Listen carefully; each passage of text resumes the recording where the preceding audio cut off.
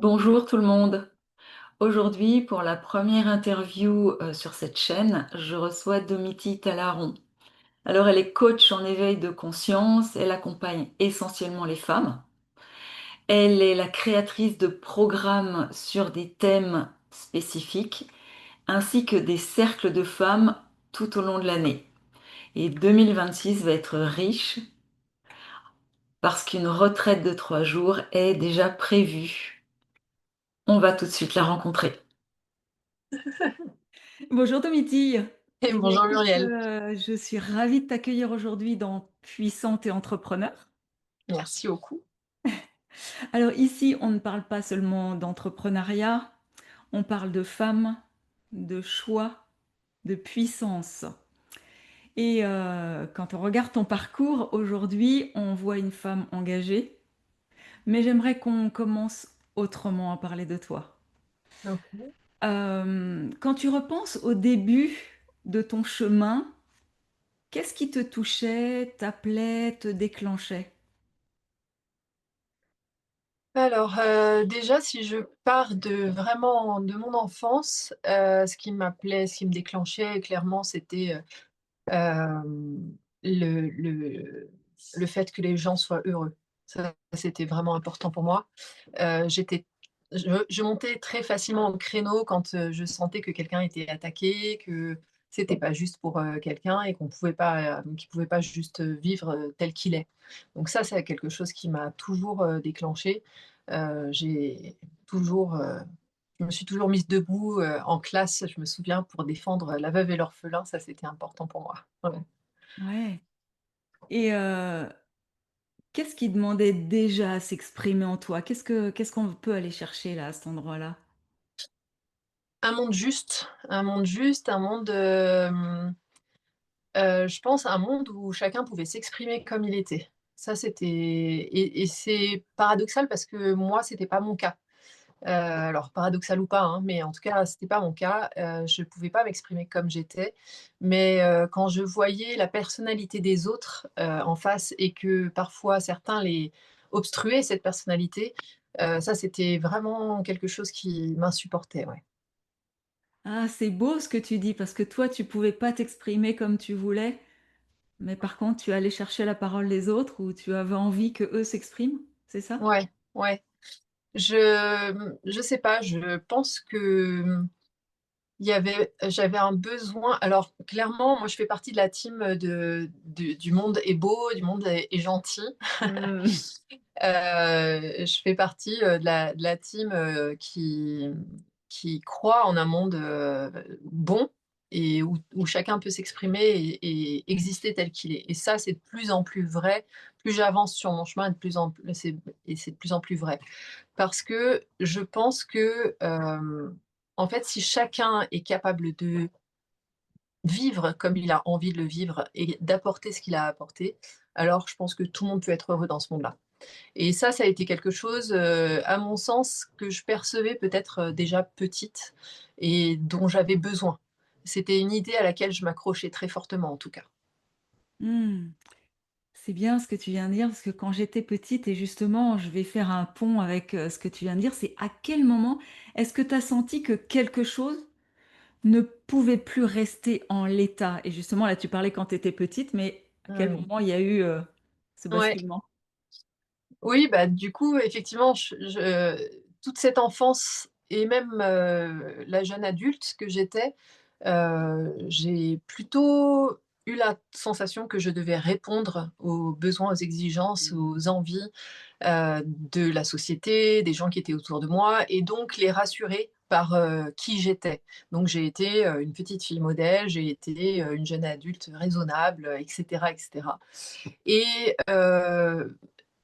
je pense que le point de bascule pour moi, ça a été la naissance de mon deuxième enfant, où j'avais coché toutes les cases du dit bonheur qu'on nous disait. Donc Hmm. j'avais deux enfants qui étaient en bonne santé, j'étais mariée, je vivais dans une très jolie maison, dans une très jolie région.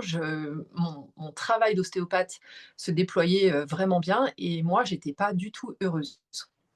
Hmm. Et le fait de ne pas être heureuse, à ce moment-là, m'a vraiment questionnée. Ça a été un électrochoc. Je me souviens, c'était une après-midi, mais je me suis dit: «Là, il y a quelque chose qui ne va pas». Et c'est à partir de ce moment-là que j'ai commencé à creuser et que j'ai compris, beaucoup de choses. Et ce beaucoup de choses, on va y revenir un petit peu plus loin Ouais, dans cette interview parce que évidemment, on va aller chercher cette ouais. autre chose. Mais avant tout, enfin, là maintenant, la question c'est qu'est-ce que tu as dû, quitter intérieurement, extérieurement pour avancer sur ton chemin là, sur ce point de bascule et de dire: «C'est plus possible»? Hem, Bah, l'image de la gentille fille, ça, ou de la fille parfaite, parce que Ouais. c'était peut-être plus ça, et ça a été vraiment, ouais, quitter la perfection. Alors ça s'est pas fait que sur ce point de bascule-là, parce que toutes ces prises de conscience, elles ont pris, quand même, je dirais 2-3 ans, parce qu'elles se sont enchaînées. Elles sont allées de plus en plus haut, de plus en plus profondément peut-être, et donc au début, j'ai enlevé les couches un peu superficielles, puis je suis allée, c'était toujours pas ça, donc forcément je suis allée gratter un Mmh. peu plus loin, et donc ça a pris, je pense ces 2-3 années pour faire cette bascule. Je pense qu'elle a pris ces 2-3 ans. Mais ce que j'ai lâché au niveau extérieur, intérieur, tu me disais? Ouais, intérieurement et puis Intérieurement? extérieurement, ouais. OK. Intérieurement, la quête de la perfection. Mmh. Clairement, ce besoin de satisfaire les autres en étant parfaite, c'était une barre bien trop haute, parce que forcément je la mettais toujours un peu plus haut aussi. Donc ça m'a beaucoup, épuisée, et ça m'a beaucoup coûté de la quitter parce que c'était mon identité, en fait. Donc ça a été Ouais, très douloureux, d'avouer à mes différents cercles de relations autour de moi que je n'allais plus être dans cette, preuve de la perfection en permanence. Et donc il a fallu déconstruire ça, et ça a été plus facile au départ avec les inconnus qu'avec ma propre famille. Ça a été, voilà, ce chemin-là a été, je pense, un des plus douloureux pour moi. Et ce que j'ai quitté à l'extérieur, ça en fait partie, parce que bien sûr, c'est mon image extérieure aussi que j'ai dû abandonner. ouais. Donc cette identité-là, et encore une fois, il y a eu plusieurs étapes dans l'identité à déconstruire. Et sinon, extérieurement, je pense que clairement, ça a été, ma carrière. La première chose, le premier grand acte de «je me choisis», ça a été d'arrêter ma carrière d'ostéopathe. Ah, arrêter ta carrière d'ostéopathe. Mmh. D'accord. Ça a été un déclencheur aussi, enfin ça s'est déclenché. Ça a été un déclencheur, parce que dans les derniers mois, je voyais bien que c'était plus en adéquation avec tout un tas de choses dans ma vie, et Ouais. que ça allait pas pouvoir durer. Mais comme, pour mes études, bah, c'était 6 ans d'études quand même, donc ça signifie beaucoup pour les gens à l'extérieur, et en plus, moi, j'avais beaucoup sollicité l'aide des gens pour m'aider à financer mes études. Donc c'était les décevoir et les trahir peut-être de Mmh. quitter cette, carrière. Donc oui, il y avait cette question d'identité et de regard des autres. OK. Et pourtant, ça a été mon premier vrai choix de «je me choisis». Voilà. Mmh. Est-ce que ça a été douloureux ce choix? Non, pas du tout. Ah, Non, il a pas du tout été douloureux. d'accord. Alors je m'étais laissé un petit temps en me disant, «Je mets entre parenthèses et puis je reviendrai». Mais en fait, au fond de moi, je savais très bien que je reviendrais pas. Heu, J'avais juste besoin que ça se confirme, en fait, et non, ça a pas été du tout douloureux. Au contraire, ça m'a libérée, vraiment. Ça m'a permise, d'avoir un espace pour moi, qui était beaucoup plus grand, et du coup, de pouvoir m'explorer clairement. Mmh. Et je reviens sur ce que tu viens de dire, c'est, bon, j'ai dit que je mettais en pause et puis, potentiellement je pouvais faire croire que j'y reviendrais, tout en Mmh. sachant que moi j'y reviendrais pas. Est-ce que c'était une manière de rester toujours là polie, policée et gentille? Oui, De dire: «Vous inquiétez pas les gars, oui, c'est juste une petite pause parce que j'ai autre chose à faire à ce moment-là» ou oui, «On déménage de nouveau» ou oui. Oui. Ouais. Oui, oui, on déménage, il y avait une troisième grossesse. Donc j'avais plein de bonnes excuses pour l'extérieur. Et ce qui m'a permis effectivement de prendre le temps, moi, de l'assumer pleinement, et Hmm. que ce soit tellement clair dans ma tête qu'après, c'était plus un problème de le dire aux autres. Même si certains, c'est un problème de l'entendre, mais ça, c'était pas mon problème, moi. Hmm. D'accord. Là, on a juste un petit problème de réseau, t'es figé. Mais ça fait rien, on t'entend. Ah, Non, mais on ok, t'entend, ça y je est, peux c'est me revenu. déplacer si Ouais, besoin. ouais, c'est bon. D'accord. Ton parcours, il est très très intéressant et il est vraiment alors super inspirant. Alors on se connaît, hein, donc ton parcours je le connais, mais je le trouve vraiment très inspirant de comment est-ce que tu es passé d'une petite fille et d'une jeune femme bien sous tout rapport. Et attention, il y a pas de bien et de mal hein, là-dessus. Et je me connecte à moi et je veux être qui je suis. Et je trouve que c'est Oui, très oui, oui. et c'est très fort ce que tu partages là. Et j'adore. J'espère que toutes les femmes qui Hmm. nous écouteront pourront apprécier ce chemin. Et on va continuer toujours sur ce chemin et sur la puissance qui arrive. Qu'est-ce que tu as découvert Hmm. sur toi dans tes moments de doute? Je crois que essentiellement, j'ai compris que j'avais énormément de ressources. Hmm. J'ai compris que finalement, j'avais beaucoup plus de ressources, de force que ce que je pensais. Je pensais avoir besoin de la validation des autres pour exister. Et puis, en fait, je me suis rendu compte que je pouvais me sortir de cette nuit noire de l'âme que j'ai traversée à ce moment-là aussi, parce que c'est vrai que c'est quand même très challengeant.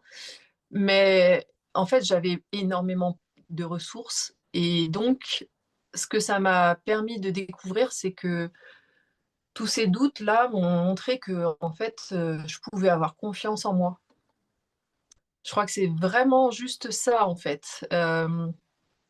Il y a eu plein de choses négatives, mais enfin, pas négatives d'ailleurs, difficiles à vivre. Mais en fait, j'ai appris à me faire confiance pleinement à ce moment-là.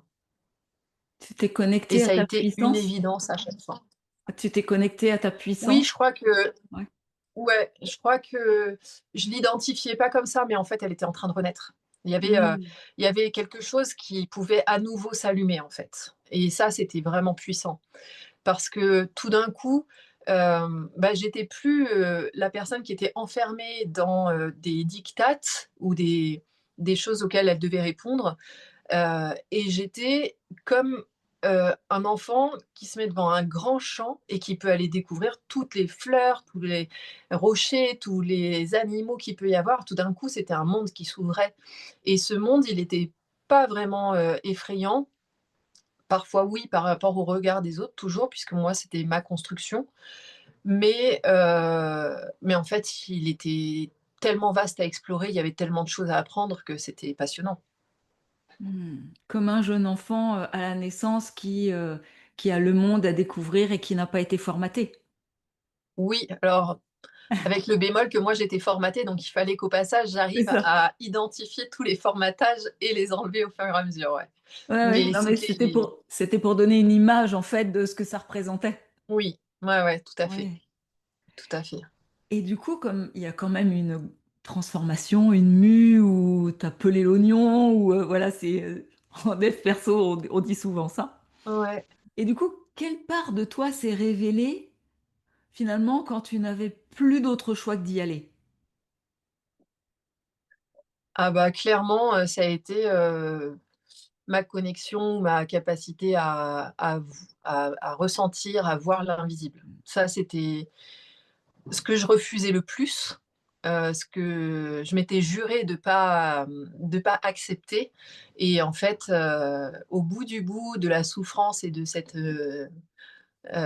période compliquée, parce que même s'il y a une ouverture, il y a aussi quand même tout ce qu'on porte depuis des années qui à chaque fois revient mettre du poids Mm. sur tout ça.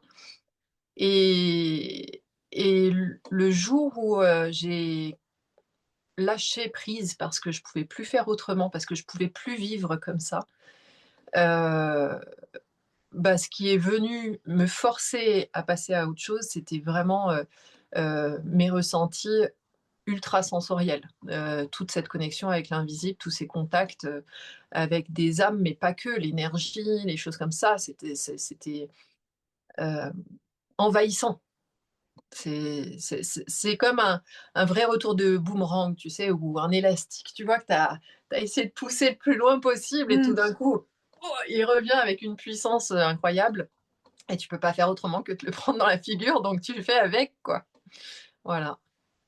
Et pourquoi, à ce moment-là, tu as accepté de le prendre dans la figure et de dire, eh bien, finalement, j'y vais all-in? Parce que j'avais tout essayé pour pas faire avec.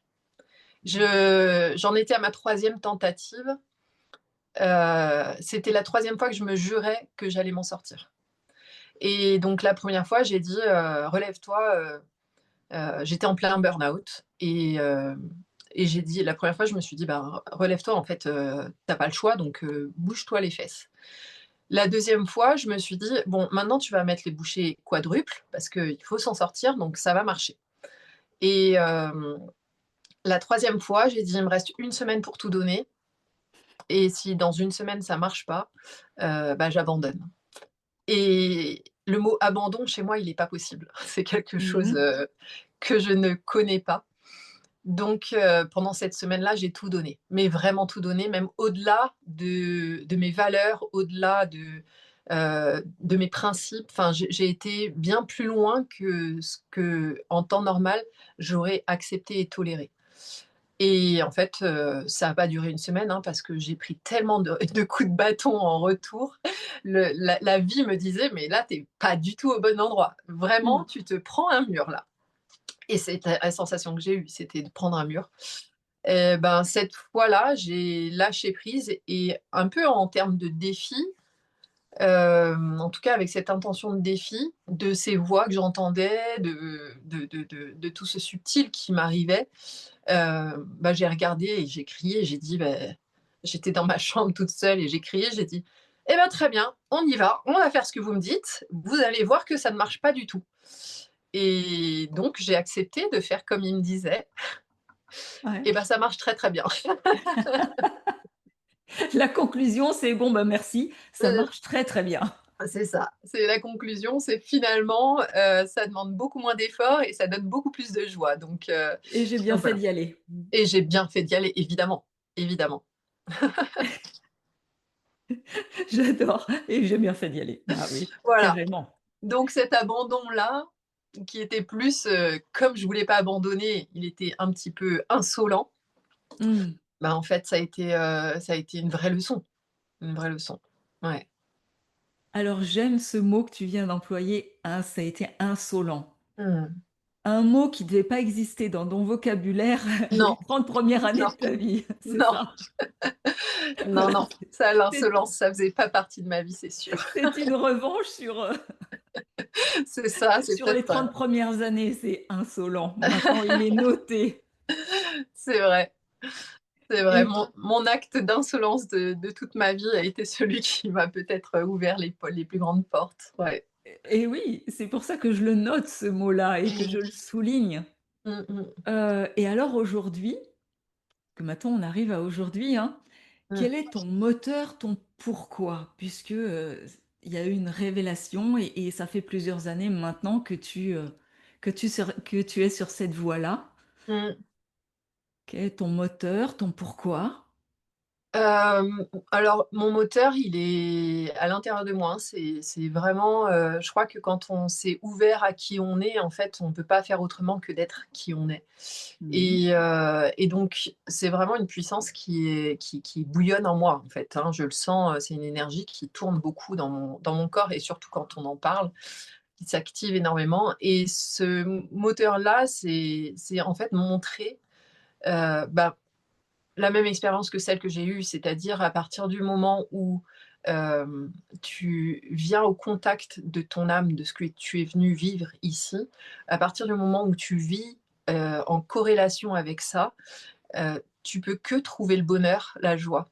Et pour moi, c'est très important parce que je me dis, si une personne a trouvé le bonheur, la joie, la liberté et donc la sérénité d'être qui il ou elle est, euh, il y a quasiment plus de conflits, il y a quasiment plus de, de rancœur, de colère, de choses comme ça. Et les relations qui vont avec vont s'adoucir. Et si deux personnes sont ce point d'ancrage-là pour elles-mêmes, elles vont l'être forcément par impact énergétique, par relation, pour leur entourage. Et je pense que euh, ma plus belle contribution, c'est de créer ce mouvement-là d'une personne à une autre. On est en train de créer un monde qui s'équilibre tellement plus parce que chacun est à sa place et donc chacun est en paix avec lui-même. Hmm. Donc, si je comprends bien, enfin, en tous les cas, pour aller un petit peu plus loin, c'est que ton changement à toi a eu des répercussions, alors déjà au sein de ta famille, c'est-à-dire les enfants, le mari, et puis après, ce mouvement que tu crées Mm. depuis quelques années, hein, un mouvement de femmes, et on va en parler justement, c'est pour porter la bonne parole et surtout que chacun puisse avoir sa place pleine et entière dans Mm. un monde plus équilibré. Ouais. Plus que porter la bonne parole, c'est vraiment de le faire ressentir aux personnes, en fait. J'ai envie qu'elles expérimentent cet état d'être, d'être pleinement soi. Parce que non seulement ça crée de la liberté, mais ça crée aussi une joie d'être ici. Et ce serait trop long de tout détailler, mais en fait, je pense que vraiment, les burn-out, les dépressions, la morosité ambiante, aujourd'hui, elle serait pas du tout la même si chacun était vraiment en lien avec qui il est et s'il était vraiment à sa place.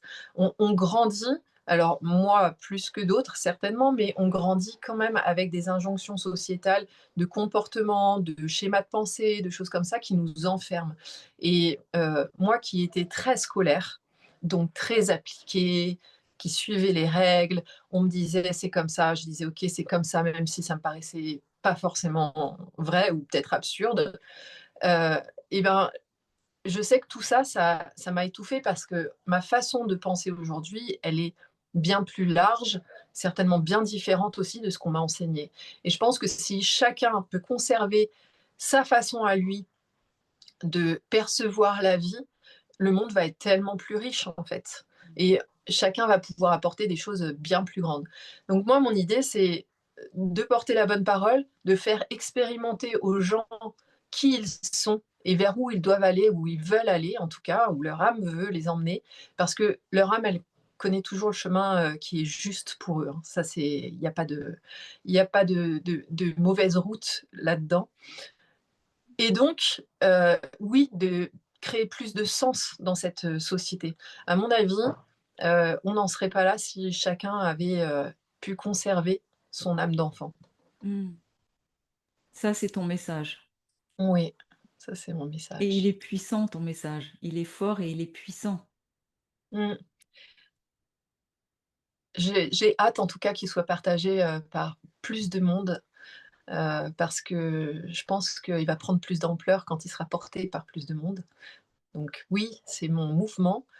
C'est celui dans lequel j'ai envie d'emmener les gens qui ont envie d'aller sur ce chemin-là, de se découvrir, de vivre enfin la vie pour laquelle ils sont faits, et puis bah, qu'on soit nombreux à diffuser cette énergie de bien-être, de sérénité, de paix autour de nous, et de joie surtout. Hmm. Ça, c'est un programme extraordinaire, mais bon, tu le sais. Et que la bonne parole, enfin, en tous les cas, cette parole-là a besoin d'être diffusée beaucoup, beaucoup plus, c'est sûr. Ouais. Et avec le recul, qu'est-ce que tu aurais aimé entendre plus tôt ou savoir plus tôt? J'aurais aimé entendre que j'étais parfaite comme j'étais, Ah, peu importe ce que j'étais. ça, c'est grand, ça.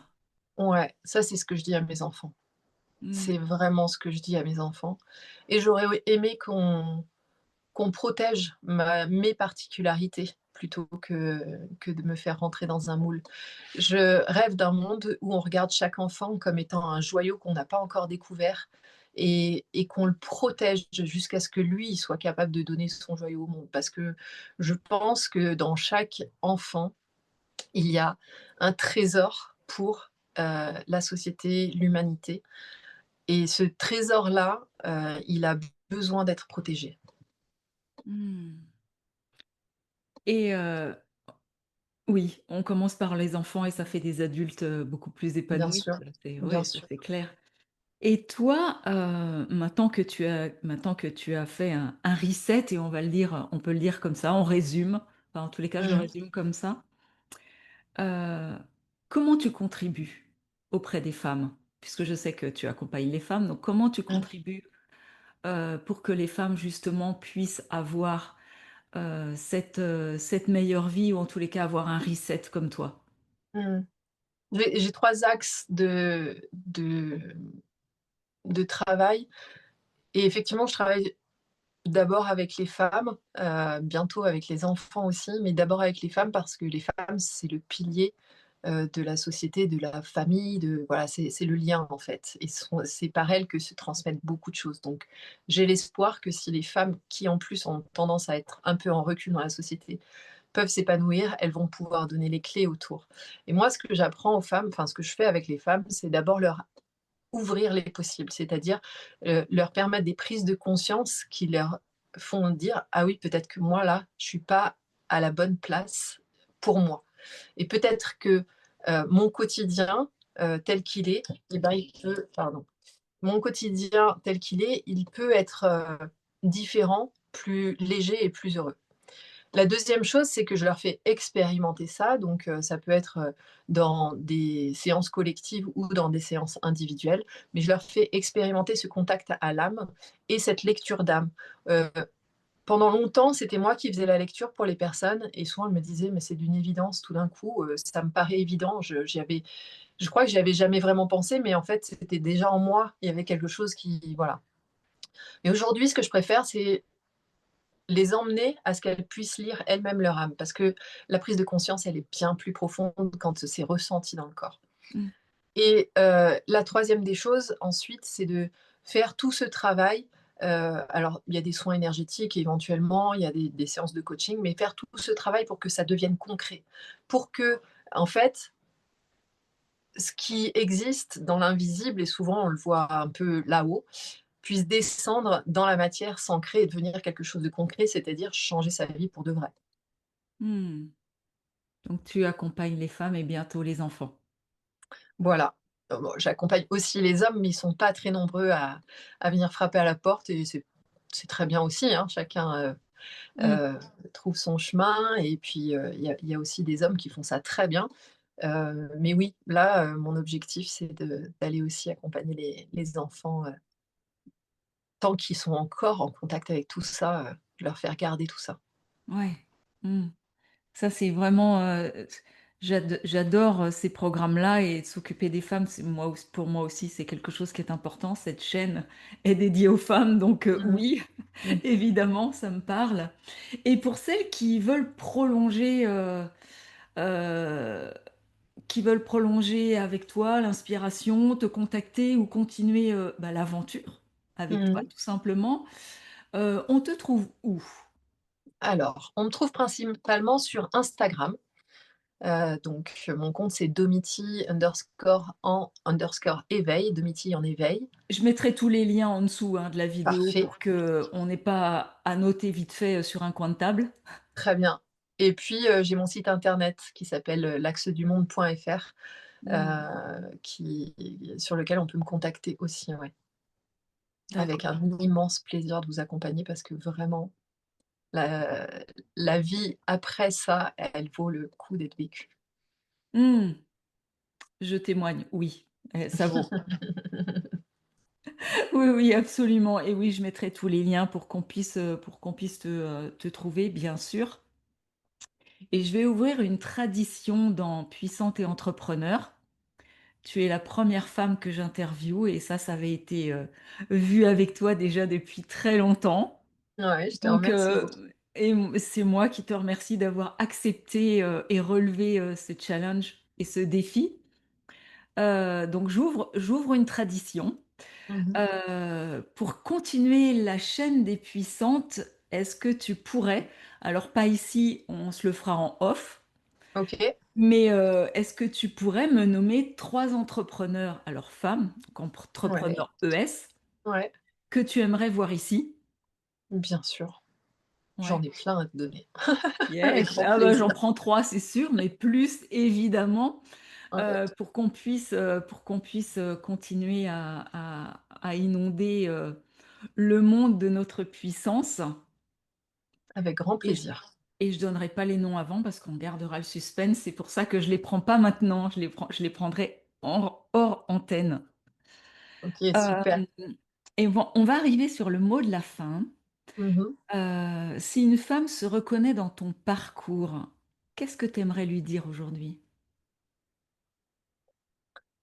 Alors, si elle a déjà entamé le parcours, bah déjà bravo, parce que se choisir, pour moi, c'est un acte sacré. Donc, bravo d'avoir fait ce chemin-là, si c'est le cas. Si c'est pas le cas, bah, choisissez-vous, c'est vraiment un acte puissant.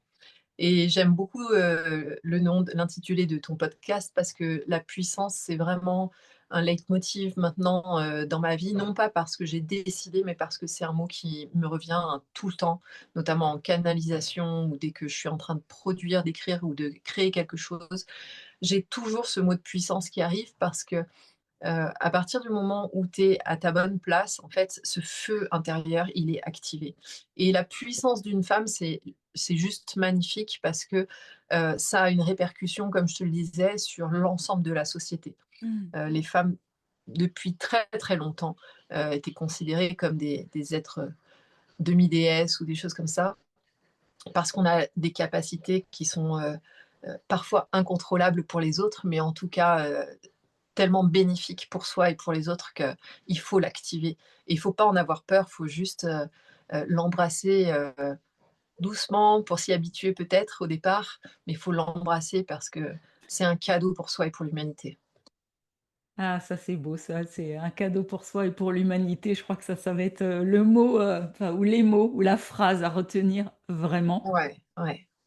Euh, Ici, sur cette chaîne, on donne de la visibilité à des femmes qui créent, transforment et impactent, sans renier qui elles sont. Mm. Domiti, je te remercie, un grand merci pour avoir inauguré cette chaîne.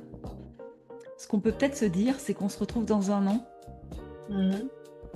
et ce serait Avec grand chouette. plaisir, avec grand plaisir. Qu'on continue cette discussion et qu'on continue d'impacter le monde, Mm. chacune à notre manière.